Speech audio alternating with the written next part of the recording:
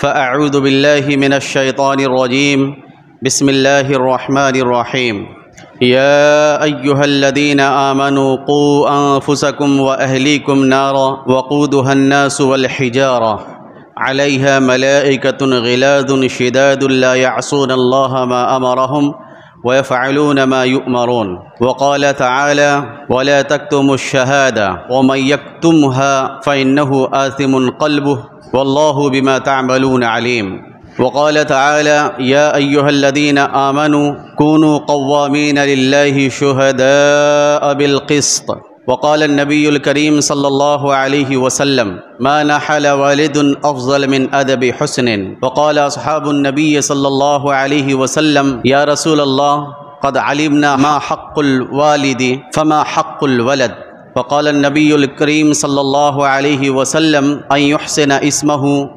ويحسن أدبه۔ محترم سامعین کرام، معزز نوجوانان اسلام، یاد رکھیں کہ معاشرہ اور سماج جو بنتا ہے وہ ہماری نئی نسل سے بنتا ہے، جس کی عمر 15 سال ہے، 10 سال ہے، 8 سال ہے۔ یہ وہ نسل ہے جو ہمارے لیے قیمتی سرمایہ ہے۔ جس طرح ہم اس کو سائیکل کریں گے، اخلاق سے جس طرح ہم اسے مزین کریں گے، 10 سال کے بعد ہمیں اسی طرح کا معاشرہ ملے گا۔ نئی نسل جو ہے ہمارے سماج کی بنیادی حصہ ہے، اس لیے اگر آپ اپنے کام کے لیے، اپنے جاب کے لیے اور اپنے تمام تر افعال کے لیے وقت نکالتے ہیں تو آپ اپنی اولاد کے لیے بھی وقت نکالیے۔ اور یہ ممکن نہیں ہے کہ جب تک آپ اچھے نہ ہوں آپ کی اولاد اچھی نہیں ہو سکتی ہے۔ ہزاروں میں کوئی ایک ہوتا ہے جس کا باپ گڑبڑ ہوتا ہے لیکن بچہ اچھا ہوتا ہے، لیکن عام طور سے یہ دیکھا گیا ہے، اصول ہے کہ بچے جو اپنے ماں باپ کی کاپی کرتے ہیں، بچے کے سامنے وہ تمام باتیں اچھی ہیں، وہ تمام باتیں سچی ہیں جو ان کے والدین کہہ دیتے ہیں۔ سماج اور معاشرے کی بات چاہے وہ مانے نہ مانے، کتاب کی باتوں پر ان کو یقین ہو نہ ہو، لیکن والدہ نے جو کہہ دیا ہے، والد نے جو کہہ دیا ہے وہ بات سچی اور پکی ہے۔ والد کا جو کردار ہے وہ بہتر کردار ہے بچے کے لیے۔ والد کے جیسے اخلاق رہیں گے ویسے ہی بچے کاپی کریں گے۔ تو میرے دوستوں اور دینی بھائیوں، اپنے آپ کو اور اپنی اولاد کو آگ سے بچانا ہے۔ ابھی آپ کے سامنے میں نے اللہ کے رسول کی ایک حدیث پیش کی، ما نحل والد افضل من حسن ادب، کہ کوئی بھی والد، کوئی بھی باپ اپنے بچے کو اس سے بہتر عطیہ اور تحفہ نہیں دے سکتا حسن اخلاق سے بہتر، حسن ادب سے بہتر۔ سب سے بہتر عطیہ اور تحفہ اپنی اولاد کو اگر آپ کو دینا ہے تو آپ بجائے مال اور بجائے جائیداد، بجائے مختلف قسم کی چیزیں اپنی اولاد کو دینے کے، آپ اپنے بچے کو با اخلاق بنا دیں، با کردار بنا دیں، اور قیامت کے روز مال کی جائیداد کے تعلق سے یہ سوال نہیں کیا جائے گا کہ تم نے اپنی اولاد کے لیے کیا جمع کیا، یہ پوچھا جائے گا کہ تم نے اپنی اولاد کو حسن اخلاق سے سنوارا کہ نہیں سنوارا، دین سکھایا کہ نہیں سکھایا، اسلام سکھایا کہ نہیں سکھایا، یہ پوچھا جائے گا۔ اور میں نے اس سے پہلے یہ کہا تھا، جب بچے کی آپ تربیت کریں، جب بچے کو حسن اخلاق سے سنواریں تو اس کا سب سے پہلا مرحلہ ہے بچے کو سمجھانا، اس کے بعد دوسرا مرحلہ ہے بچے کو ڈانٹنا، اس کے بعد تیسرا مرحلہ ہے مار کے علاوہ کوئی دوسری سزا دینا، چوتھا مرحلہ ہے بچے کو مارنا، اور پانچواں مرحلہ ہے قطع تعلق کرنا۔ عمرو بن ابی سلمہ روایت کرتے ہیں کہ میں اللہ کے رسول صلی اللہ علیہ وسلم کی تربیت اور زیر کفالت بہت دنوں تک رہا۔ اللہ کے رسول کے دسترخوان پر میں بھی بیٹھا ہوا تھا، میرے سامنے پلیٹ تھی اور میں کھانا کھا رہا تھا، میرا ہاتھ پلیٹ کے ادھر کبھی ادھر کبھی ادھر جاتا تھا، کبھی سامنے سے کھاتا، کبھی سائیڈ سے کھاتا، کبھی دائیں طرف بائیں طرف سے کھاتا۔ اللہ کے رسول نے دیکھ لیا، اللہ کے رسول نے فرمایا یا غلام سم اللہ وکل بیمینک وکل مما یلیک، اے بچے اللہ کا نام لے کر کھانا شروع کرو، وکل بیمینک، دائیں ہاتھ سے کھاؤ، وکل مما یلیک، اور سامنے سے کھاؤ۔ اللہ کے رسول نے اس بچے کی تربیت کی یہ سمجھا کر کے۔ اس سے اندازہ لگتا ہے کہ آپ جب کبھی کام پر جائیں، گھر پہ آئیں، تو کم سے کم پوری فیملی ایک دسترخوان پر بیٹھ کر کھائیں، وہاں آپ کو اندازہ ہوگا کہ میری بیٹی یا میرا بیٹا کھا کیسے رہا ہے، دائیں ہاتھ سے کھا رہا تو کیسے کھا رہا ہے، سامنے سے کھا رہا ہے کہ سائڈ سے کھا رہا ہے، کھاتے وقت اس کا انداز کیا ہے، وہ ساری چیزیں جب اجتماعی کھانا ہوگا اس کے بعد سمجھ میں آئے گی۔ اگر آپ انفرادی کھانا کھائیں گے، آپ 10 بجے کھائیں، آپ کے بچے 9 بجے کھائیں اور آپ کی بیوی 11 بجے کھائیں، تو اس طرح کا کیا ہوگا؟ یہ تربیتی ایک دسترخوان جو بچتا ہے، صرف کھانے کا دسترخوان نہیں رہتا، وہ تربیتی دسترخوان رہتا ہے۔ سارے لوگ، سارے بچے مل بیٹھ کر جب کھانا کھائیں گے تب ایک تربیت کا معاملہ آئے گا، تب ہم ایک دوسرے کو دیکھیں گے کہ کھانے کے تعلق سے ہمارے بچے حریص تو نہیں ہو رہے ہیں، کھانے کے تعلق سے ہمارے بچے ادھر ادھر سے تو نہیں کھا رہے ہیں، کھانے کے تعلق سے ہمارے بچے بسم اللہ کہہ کر شروع کیے کہ نہیں کیے۔ یہ ساری چیزیں اس وقت سامنے آئیں گی جب ہم اجتماعی کھانا کھائیں گے، جب اجتماعی دسترخوان ہوگا اس وقت ہمیں تربیت کا ایک موقع ملے گا۔ اللہ کے رسول نے جو تربیت کی حضرت عمرو بن ابی سلمہ کی، وہ اس وجہ کہ اس دسترخوان پر وہ بچہ موجود تھا۔ حضرت عبداللہ بن مغفل رضی اللہ تعالیٰ عنہ کا ایک قریبی رشتہ دار جو نابالغ تھا، قریبی رشتہ دار جو نابالغ تھا، انہوں نے پتھر پھینکا حضرت عبداللہ بن مغفل کی طرف۔ حضرت عبداللہ بن مغفل نے بلا کر کے کہا کہ بیٹے پتھر مت پھینکا کرو، اللہ کے رسول نے پتھر پھینکنے سے منع کیا ہے۔ لیکن وہ بچہ نابالغ تھا، اس بچے نے پھر سے وہی پتھر پھینکا۔ اس وقت حضرت عبداللہ بن مغفل رضی اللہ عنہ غصے میں آ کر انہوں نے کہا کہ میں تم سے بار بار کہہ رہا ہوں کہ پتھر مت پھینکا کرو، اور اللہ کے رسول کی حدیث بھی سنا رہا ہوں، لیکن تم پھر وہی کام کر رہے ہو، جاؤ میں تم سے کبھی بات نہیں کروں گا، میں تم سے بات نہیں کروں گا۔ اس کو کہتے ہیں قطع تعلق، اس کو کہتے ہیں قطع تعلق۔ حضرت عبداللہ بن مغفل نے اس نابالغ قریبی رشتہ دار سے قطع تعلق کیا کچھ دنوں کے لیے۔ پھر اب آئیے، آپ حضرت عبداللہ بن عمر رضی اللہ عنہ نے اپنے بیٹے سے مرتے دم تک گفتگو نہیں کی ایک غلطی پر، قطع تعلق اس کو بولتے ہیں۔ تو تربیت کے لیے ہم قطع تعلق بھی کر سکتے ہیں، اور ماں باپ جب قطع تعلق کرتے ہیں اپنے بچوں سے تو بچوں کے لیے ایک زہر قاتل ہے، یہ ایک سم ہے۔ یہ آپ اپنے بچوں کو مار دیں، آپ اپنے بچوں کو ڈانٹ دیں، چل جائے گا، لیکن آپ اپنے بچوں سے قطع تعلق کر لیں، اس کے لیے دنیا بالکل اندھیری ہو جاتی ہے، وہ بے چین ہو جاتا ہے، پھر وہ عادت سے اپنے آپ کو چھوڑاتا ہے جس عادت میں وہ ملوث ہوتا ہے۔ تو قطع تعلق ہے یہ۔ حضرت عبداللہ بن عباس رضی اللہ عنہ بچے تھے، اللہ کے رسول کے ساتھ سفر پہ نکلے، سامنے پیچھے بیٹھے ہوئے تھے۔ اللہ کے رسول نے فرمایا بچے میں تمہیں کچھ باتیں بتاؤں؟ حضرت عبداللہ بن عباس نے فرمایا ضرور آپ بتائیں۔ حضور پاک صلی اللہ علیہ وسلم نے فرمایا کہ بیٹے کہ کبھی بھی مانگو تو اللہ سے مانگو، کبھی بھی مانگو تو اللہ سے مانگو، اور تمام کام اللہ کے لیے کرو۔ اللہ کے حقوق کی ادائیگی کرو گے تو اللہ کو اپنے سامنے پاؤ گے، اللہ کے حقوق کی پاسداری کرو گے عبداللہ تو اپنے سامنے اللہ کو پاؤ گے۔ مانگو کسی سے تو صرف اللہ سے مانگو، مدد طلب کرو کسی سے تو صرف اللہ سے مدد طلب کرو۔ یاد رکھو پوری کائنات، ساری مخلوقات تم کو فائدہ پہنچانا چاہے تو صرف اتنا فائدہ پہنچا سکتا ہے جتنا کہ تمہارے حصے میں لکھا ہوا ہے پہلے سے۔ یہ بچوں کی تربیت ہے۔ آپ اپنے بچوں کے درمیان بیٹھیں، بچوں کو وقت دیں، بچوں کی اخلاقی تربیت کریں، کیونکہ یہ نئی نسل ہے، یہ ہمارا خام مال ہے، یہ ہمارا سرمایہ ہے، یہ بنیادی چیز ہے۔ 10 سال کے بعد ہمارا معاشرہ کیسا ہونے والا ہے وہ ہماری نئی نسل ہے۔ آپ جیسی نئی نسل کو تیار کریں گے وہ نسل 10 سال کے بعد ویسا ہمیں سماج دے گی۔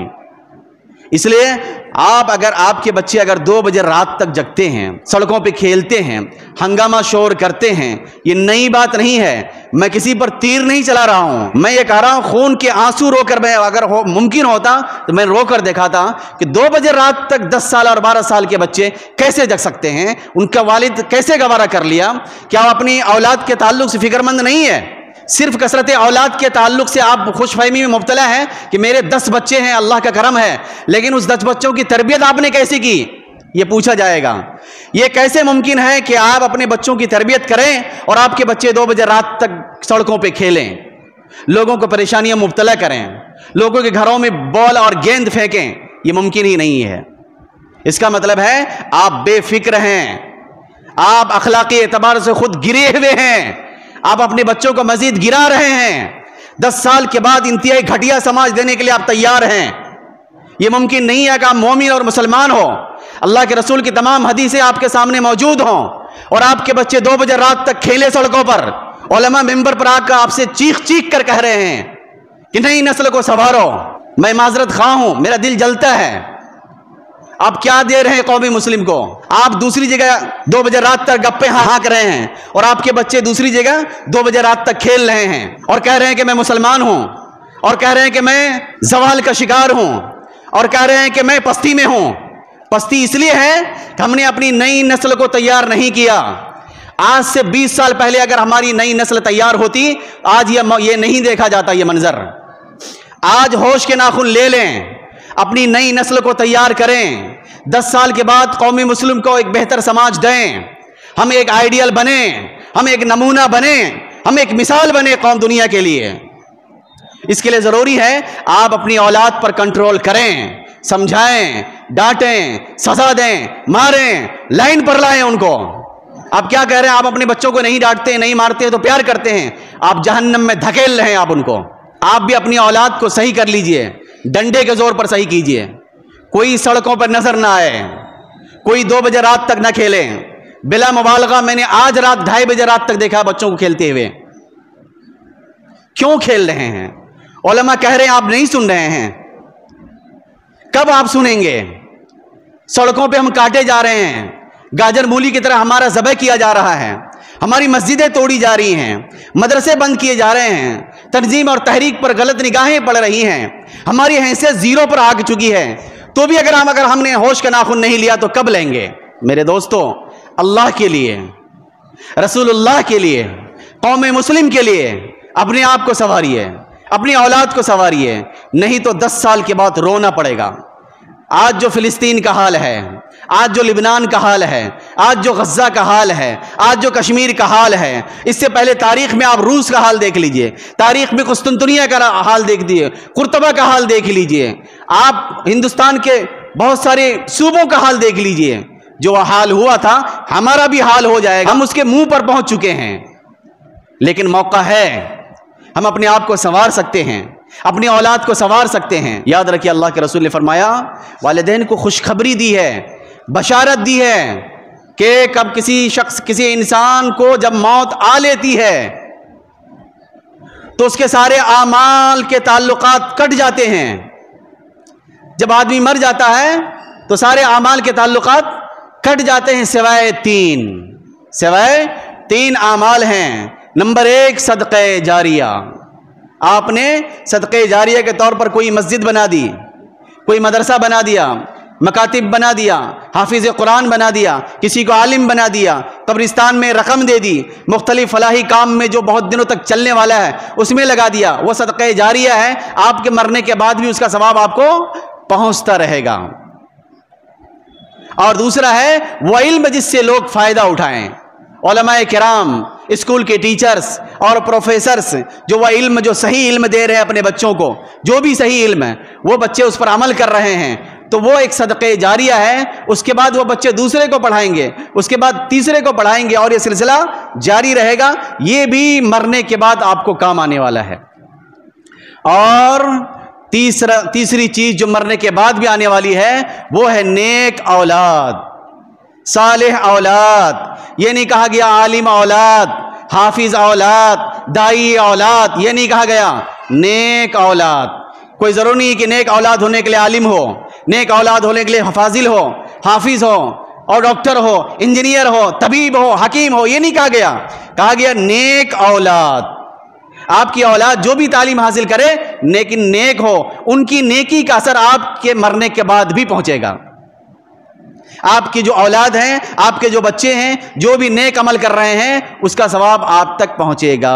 آپ اپنے لیے جیے تو کیا جیے، خاک جیے۔ 50 سال کے بعد ہمارا سماج کیسے ہو، 100 سال کے بعد ہمارا سماج کیسے ہو، 10 سال کے بعد ہمارا سماج کیسے ہو، ہم کیسے آئیڈیل، نمونہ اور مثال بن سکیں، اس کے لیے آپ تیاری کیجئے، منصوبہ بنائیے اور اس کے لیے بھرپور کوشش کیجئے۔ الیکشن کے تعلق سے گفتگو کرنی تھی۔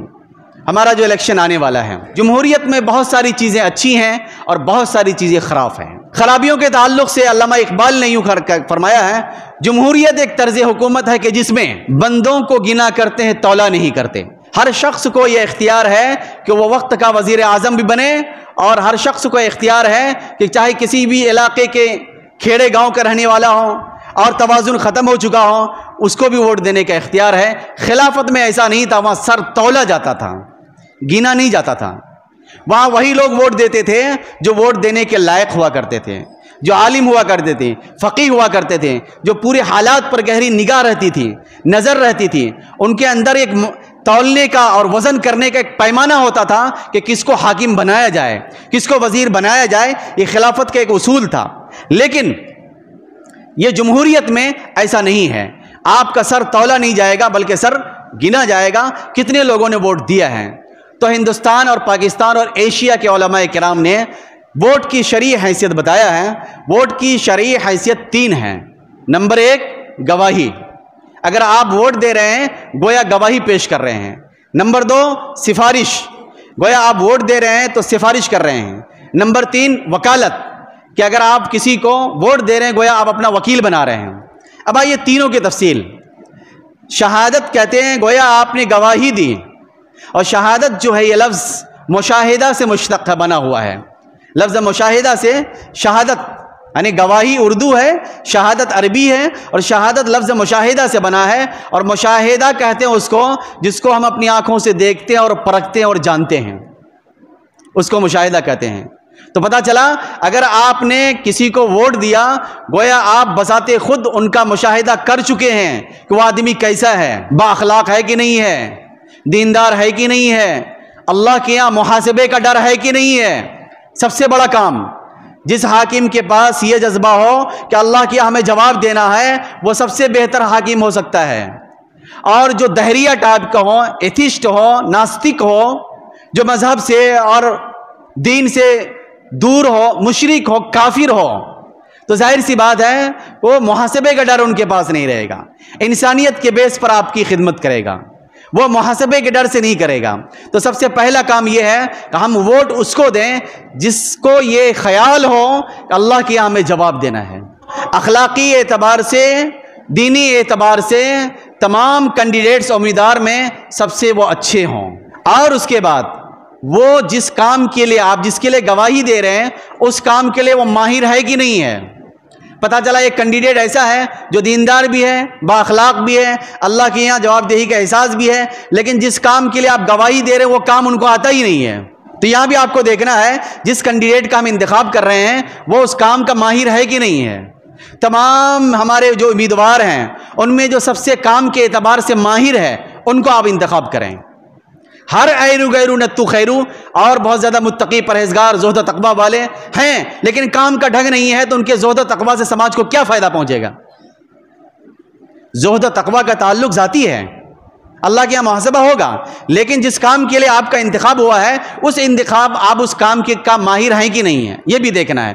گویا آپ جب گواہی دیتے ہیں، گواہی دینا ثواب ہے، یاد رکھیے، اور جھوٹی گواہی دینا گناہ کبیرہ ہے۔ ووٹ دے رہے ہیں گویا آپ گواہی پیش کر رہے ہیں کہ یہ شخص اللہ کے یہاں محاسبے کا ڈر رکھتا ہے، اور یہ شخص اس کام کا ماہر ہے، اور یہ شخص مسلمانوں کے حقوق کے لیے پارلیمنٹ میں، اسمبلی میں لڑنے والا ہے، اور یہ شخص انتہائی بے باک ہے، مسلمانوں کے مفاد سے سمجھوتا کرنے والا نہیں ہے۔ میں گواہی دیتا ہوں، ٹن، آپ نے مشین بولی، آواز دی، گویا آپ کی گواہی پہنچ گئی۔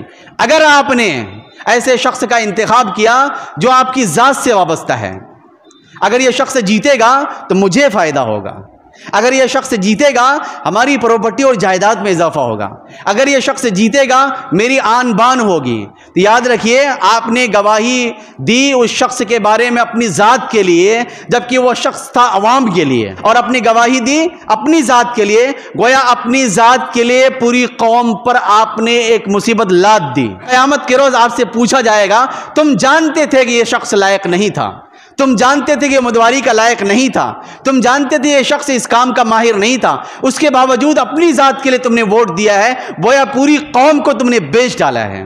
اور گواہی دینا ثواب ہے، اور جھوٹی گواہی دینا گناہ کبیرہ ہے، اور گواہی دینے کے لیے پیسہ لینا حرام ہے۔ گواہی دینا آدمی کا حق ہے. جب آدمی کا حق ہو اس کے لیے پیسہ لینا گناہ ہے. جنازے میں جانا مردے کا حق ہے. جنازے میں جانے کے لیے 20 روپے 50 روپے 100 روپے لینا یہ گناہ کبیرہ ہے. اگر آپ جنازے کے لیے جائے قبرستان تک جاؤں گا لیکن 500 روپے لوں گا, جنازے کی نماز میں شرکت کروں گا, مجھے احد کے برابر سونا نہیں چاہیے, 500 روپے چاہیے. اگر آپ نے 500 روپے لے لیا جنازے کی نماز پڑھنے کا, گناہ کبیرہ کیا. گواہی دینا ثواب ہے, جھوٹی گواہی دینا گناہ کبیرہ ہے. گواہی کے لیے جو کہ آدمی کا حق ہے اس کے لیے پیسہ لینا گناہ کبیرہ ہے. تو جو لوگ بھی ووٹ کے لیے پیسہ لیتے ہیں, یاد رکھیں آپ شراب نہ پیتے ہوں, مبارک ہے. آپ زناکاری نہ کرتے ہو, مبارک ہو آپ کو. لیکن آپ نے اگر ووٹ دینے کے لیے رقم لے لی, گویا آپ نے اپنے گھر میں حرام مال کو داخل کر لیا. اگر آپ نے اس کو استعمال کیا, آپ کے بدن میں وہ حرام مال سے کھائے ہوئے مال سے خون دوڑ رہا ہے آپ کی رگوں میں, اور اس سے آپ کی ایک نسل تیار ہوگی. 10 سال کے بعد وہی نسل پورے خرافات مچائے گی. یاد رکھیں 1000 روپے کے لیے, 5000 کے لیے, 500 کے لیے اپنے ایمان کو مت بیچیے, اپنی گواہی کی اہمیت کو مت گھٹائیے. آپ کا ایک ووٹ وزیر اعظم بناتا ہے, اور آپ کا ایک ووٹ ایم پی کو نیچے گراتا ہے, آپ کا ایک ووٹ ایم پی کو جتاتا ہے. آپ کے ایک ووٹ کی اتنی اہمیت ہے کہ پوری فوج, پورا عملہ, پورا مقننہ, پورا عدلیہ اور پورا ساری سسٹم آپ کے ہاتھوں میں آ جاتا ہے آپ کا ایک ووٹ کی وجہ سے. ہماری ذمہ داری ہے ممبر رسول پر کھڑا ہو کر آپ کو حق بات بتا دوں. اور اگر کسی کو پیسہ لینا ہی ہے تو آپ اس کینڈیڈیٹ کا کام کریں. کام کیسا؟ ایسا نہیں کہ دن بھر اپنا کام کر رہے ہیں اور رات میں 2 بجے رات تک ایک جمگٹھا کھڑا کر کے بیٹھا کر کے ذہن بنا رہے ہیں, اس کا پیسہ لے رہے ہیں. یہ نہیں ہے. آپ کا عمل کا وقت جو ہے, کام کا وقت جو دن بھر ہے, دن بھر کا پورا وقت خالی کر دیجئے. جو کام آپ کر رہے تو اس کو روک دیجئے اور آپ اسی کینڈیڈیٹ کا کام کیجئے, اور وہ کینڈیڈیٹ سے آپ معاہدہ کر لیجئے کہ میں 10 دن کا اتنا لوں گا کام کا, تو آپ کے لیے جائز ہے کیونکہ آپ محنتانہ لے رہے ہیں. ووٹ کی دوسری حیثیت ہے یہ سفارش. گویا آپ حکومت سے, پوری قوم سے یہ کہہ رہے ہیں کہ میں سفارش کر رہا ہوں, یہ شخص اس لائق ہے. اگر آپ نے سفارش غلط کی تو وہ شخص جب کام کرے گا سماج میں, آپ کی سفارش سے کوئی شخص ایم پی اور ایم ایل اے بن کے آ گیا, مکھمنتری بن گیا, وزیر اعظم بن گیا, آپ کی سفارش سے وہ شخص جب برا کام کرے گا, برے کام کو جو گناہ ہوگا اس گناہ میں شرکت آپ کی ہوگی, کیونکہ ایسے شخص کو آپ نے منتخب کیا ہے آپ کی سفارش کی وجہ سے, اس لیے اس کے گناہ میں بھی آپ شریک ہوں گے. یہ مت سمجھیں کہ ہم نے ووٹ دے کر کے ہم کو چھٹکارا مل گیا. نہیں, وہ شخص جب جیت کر آئے گا اس کے گناہ میں برابر کہ آپ بھی شریک ہوں گے, کیونکہ آپ کی سفارش کی وجہ سے وہ کینڈیڈیٹ بنا ہے. اور تیسری حیثیت ہے آپ اپنے کینڈیڈیٹ کا وکیل, آپ ایک وکیل بنا رہے ہیں, آپ اپنا خود وکیل بنا رہے ہیں کہ میرا یہ وکیل ہے, فلاں شخص جو ایم ایل اے میں کھڑا ہے, فلاں شخص جو ایم پی میں کھڑا ہے, فلاں شخص جو مختلف عہدوں پہ کھڑا ہے, میں اس کو اپنا وکیل بنا رہا ہوں. ہمارے سماج اور معاشرے میں جو رفاہی کام ہے, سماجی کام ہے, معاشرتی کام ہے, میں اس کا وکیل بنا, اور اس شخص کو, اور وکیل بنانے کے لیے آپ نے اپنے غلط وکیل بنایا, وکالت انہوں نے غلط کی, تو اس کے تمام کام کا بوجھ آپ پر بھی پڑے گا. اسی طرح اگر آپ نے انتخاب اچھا کیا, سفارش اچھے شخص کے لیے کی, وکالت اچھے شخص کے لیے کی, شہادت اچھے شخص کے لیے کی, اور اس نے جتنی بھی نیکیاں کی اس کا ثواب بھی آپ کو ملے گا. اس کا ایم ایل اے اگر کوئی نیکی کام کرتا ہے اور آپ کا ووٹ دیا ہوا ایم ایل اے ہے, ایم پی اگر ایسا جو آپ کا ووٹ دیا ہوا ہے اور اس نے 2 کروڑ کا کام ایسا کیا جو واقعتاً بہت بہترین کام تھا, صرف ایم ایل اے کو ثواب نہیں ملے گا, اس کو ایم ایل اے بنانے والے جتنے ہیں لوگ سب کو ثواب ملے گا. وہ یاد رکھیں. تو یاد رکھیں ہمارا ہر کام دین ہونا چاہیے. اگر کسی کو ہم کینڈیڈیٹ بنا رہے ہیں تو ہمارا ذہن دیندار کا ہونا چاہیے کہ بھائی اس کا ثواب بھی ہمارے ساتھ ہے, گناہ بھی ہمارے ساتھ ہیں. ہم اپنا سفارشی کس کو بنائیں, شہادت کس کے لیے دیں, وکیل کس کو بنائیں, اس کا خیال رکھیں, اور کوسوں دور رہیں شہادت کے لیے رقم لینا. میں یہ نہیں کہہ رہا ہوں کہ ووٹ کے لیے آپ نہیں, ووٹ کی شرعی حیثیت شہادت ہے, اور شہادت کے لیے پیسہ لینا یہ گناہ کبیرہ ہے, گناہ عظیم ہے, آخرت کو تباہ کرنے والی چیز ہے. آپ کبھی پیسہ نہ لیں, جو بہتر کینڈیڈیٹ ہو آپ اس کو ووٹ دیں. اور اس وقت تو بہت ضروری ہے کہ آپ کا منتخب کردہ شخص جو ہے بہت ہی بااخلاق ہو، کام کرنے والا ہو اور مسلمانوں کے تمام مدعے کو پارلیمنٹ اور اسمبلی میں اٹھانے والے ہوں، ایسے شخص کا انتخاب کیجئے۔ اور اگر آپ کو سمجھ میں نہیں آ رہا ہے نا، مشورہ کر لیجئے۔ آپ جو پڑھے لکھے لوگ ہیں، جن کی نگاہ ہے پوری سماج پر، پوری دنیا پر، پورے ہندوستان پر، نیشنل لیول سے انٹرنیشنل لیول سے ان کی معلومات وسیع ہے، ان سے مشورہ لے لیں۔ آپ مشورہ دینے والے کو میرا مشورہ یہ ہے، آپ جب بھی مشورہ دیں تو اپنے علم کے بیس پر دیں، تجربے کے بیس پر دیں، اور شرعی یہ چیزیں جو ہے اس کو سامنے رکھتے ہوئے کسی کو مشورہ دیں۔ جب اس کے مشورے سے آپ ووٹ گرا دیں گے، کیونکہ آپ کے اندر وہ لیاقت نہیں ہے کہ ہم کسی کو منتخب کر سکیں، تو آپ پڑھے لکھوں سے آپ مشورہ کر لیں۔ گھر کی خواتین جو ہے آپ کے اشاروں پر جو ہے ووٹ دے دیتی ہیں۔ آپ گھر کی خواتین کو بتائیں کہ ہم کیوں اس کو ووٹ دے رہے ہیں، بتائیں آپ اس لیے ووٹ دے رہے ہیں کہ یہ بااخلاق ہے، اللہ کی یہاں اس کو جواب دہی کا احساس ہے، اور یہ کام کا ماہر ہے، ایماندار، سچا، امانت دار ہے، اس لیے ہم ووٹ دے رہے ہیں۔ آپ سے بھی درخواست ہے کہ آپ بھی یہ خیال رکھ کر کے ووٹ دیں، ایسے آزاد نہ چھوڑ دیں، کیونکہ خواتین کو عالمی پیمانے پر ان کی سوچ نہیں ہے، تو ہماری ذمہ داری کہ ان کو ہم بتائیں کہ ہم ووٹ کیوں دے رہے ہیں۔ تو میرے دوست اور دینی بھائیوں، اللہ تبارک و تعالی ہم سب پر رحم و کرم کا معاملہ فرمائے۔ اللہ تبارک و تعالی ہمیں ایک بہتر نئی نسل عطا فرمائے۔ اللہ تبارک و تعالی اپنی اولاد پر اور اپنی نئی نسل پر وقت نکالنے کے لیے ہمیں توفیق دے، ہمارے اندر جذبہ پیدا کرے۔ اللہ ہم سب کو حرام کمائی سے بچائے اور حلال کمائی میں اللہ برکت دے، صبر دے اور علم دے، بردباری دے، سمجھ اور عقل دے۔ وآخر دعوانا ان الحمد للہ رب العالمین۔